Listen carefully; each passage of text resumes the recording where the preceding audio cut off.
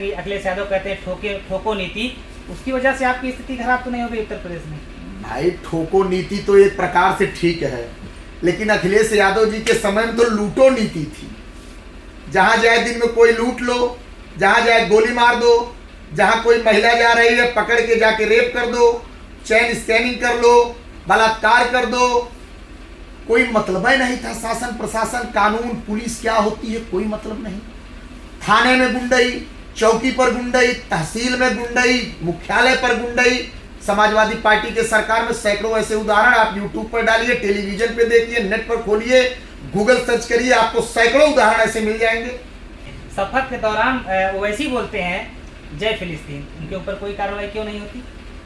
देखिए ऐसा है, ओवैसी तो राष्ट्रीयता की बात करते हैं, बड़े नहीं है क्योंकि वो बड़े हैं और उनकी जो है राष्ट्रीयता की उनकी राजनीति है, उस तरह से बीजेपी को फायदा है। राष्ट्रीयता की बात ओवैसी को यह नहीं पता है कि हिंदुस्तान से उनका प्रेम थोड़ी है।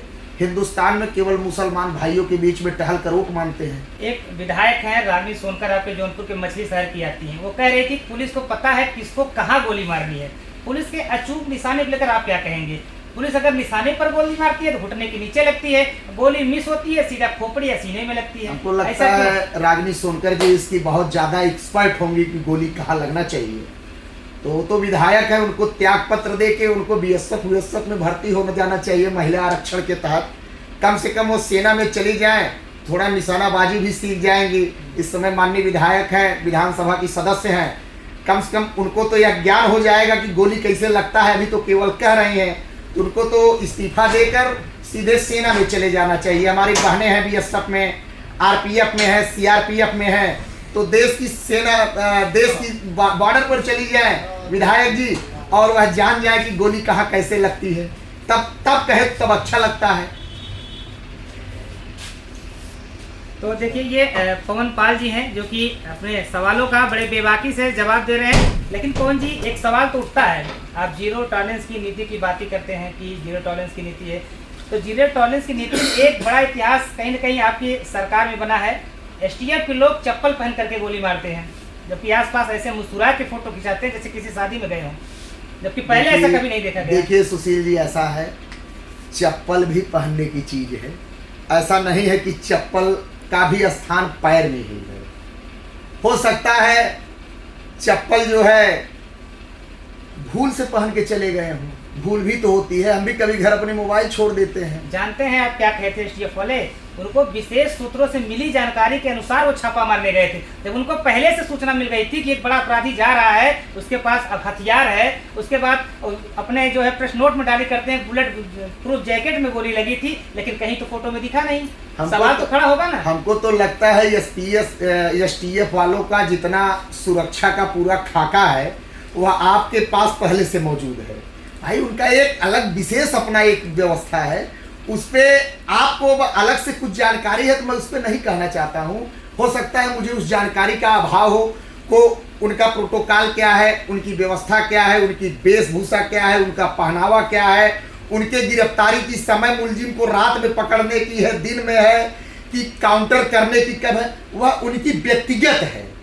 मैं आप as a Bharatiya Janata party के कार्यकर्ता के नाते, आप मीडिया के हमारे सम्मानित बंधु हैं, हाँ, जो कुछ भी जानकारी सरकार के लगे हुए आरोपों के प्रति मेरे पास आपके द्वारा आएगी, मुझको जो भी उसमें वास्तविकता को दर्शाना पड़ेगा, मैं तर्क सहित आपको बताऊंगा।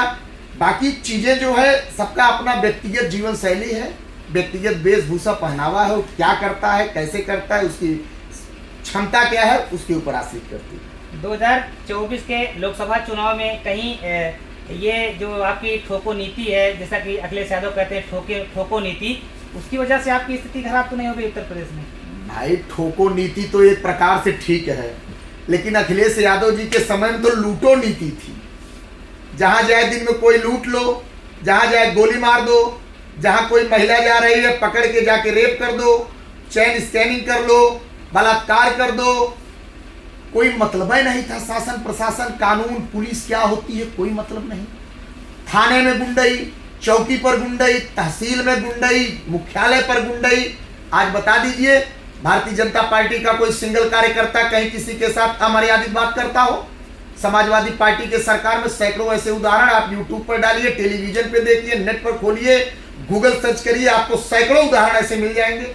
लेकिन भारतीय जनता पार्टी के सरकार में आप दिखाइए जरा कोई अमर्यादित इस तरह से बात करता हो, कहीं कोई कार्यकर्ता गुंडाई करता हो, कहीं कोई किसी का जमीन कब्जाने का काम करता हो, कहीं पर चोरी डकैती में संलिप्तता आने का काम करता हो, क्योंकि भारतीय जनता पार्टी की सरकार और भारतीय जनता पार्टी का कार्यकर्ता हमेशा सेवा भाव से प्रेरित होता है और सेवा भाव पर वो समर्पित रहता है। मठाधीश और माफिया में कोई अंतर नहीं होता।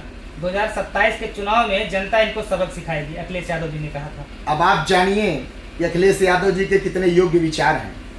मठाधीश और माफिया वो देश के साधु संतों का अपमान किए, जो हमारे साधु संत देश की संस्कृति को बढ़ा रहे हैं।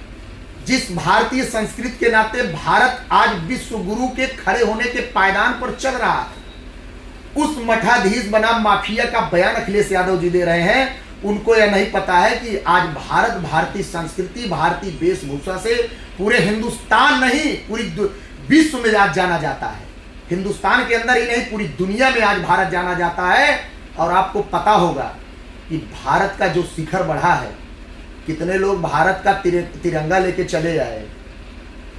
भारत का तिरंगे का जो सम्मान आज विदेशों में है, यह उन भारतीय छात्रों से पीछे जो यूक्रेन के युद्ध में फंसे थे और जब भारत का तिरंगा दिखाते थे तो वहां पर उनको छोड़ दिया जाता था हिंदुस्तान वासी के लिए। वह मोदी जी की ताकत है, वह भारतीय जनता पार्टी के एक एक कार्यकर्ताओं का समर्पण की ताकत है और देश की एक एक जनता का दिया हुआ मोदी जी को अपने आशीर्वाद की ताकत है कि आज भारत की पहचान विश्व पटल पर चल रहा है। योगी जी ने कहा था कि बटेंगे तो कटेंगे, क्या संदेश था योगी जी के जनता को?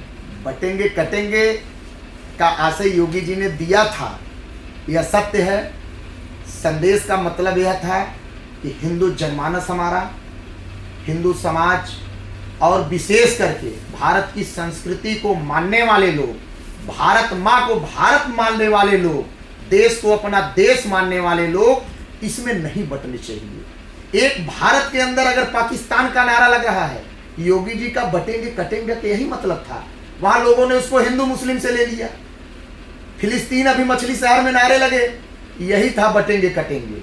भाई एक हिंदुस्तान का नागरिक फिलिस्तीन का नारा ले रहा है, यही तो बट रहे हैं। जब बटेंगे तो यही लोग जो है कहीं कहीं जो है बिखराव में उत्पन्न होंगे। जनता में अगर कुछ छोटे लोग हैं जो इस तरह का नारा लगाते हैं, उनके ऊपर कार्रवाई होना भी चाहिए।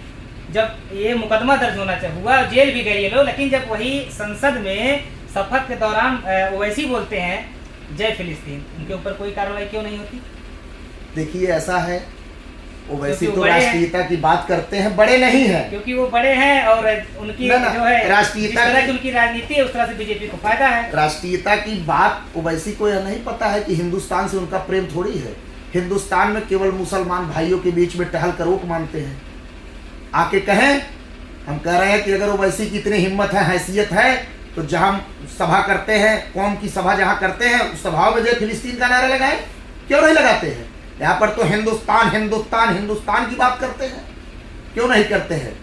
यही दो मुँहा सांप की राजनीति है। शपथ के दौरान जब उन्होंने जय फिलिस्तीन का नारा लिया, हो सकता है उनसे प्रेरित हो, ये बच्चे बोले हों, क्योंकि उनके ऊपर तो कोई कार्रवाई नहीं हुई। क्यों? बीजेपी को कार्रवाई करना चाहिए था, सरकार को कार्रवाई करना चाहिए था, क्यों नहीं किया गया? नहीं, कार्यवाही तो उस पर हुई ही है। क्या कार्रवाई? कार्यवाही उस पर सरकार ने किया है। और सबसे बड़ी कार्यवाही तो ये है, सरकार की कार्यवाही को आप थोड़ा सा अगर पीछे देखें, सबसे बड़ी कार्यवाही है ऐसे लोगों को, देश दो मुँहा सांप की बात देख रहा है, देश की जनता देख रही है ऐसे लोगों को कि इनके दो मुँहा सांप की नीति क्या है, ये देश के प्रति इनका लगाव और देश की अंतरात्मा के प्रति इनका झुकाव कितना है। ऐसे लोग देश की बात करते हैं, ऐसे लोग देश की अखंडता की बात करते हैं।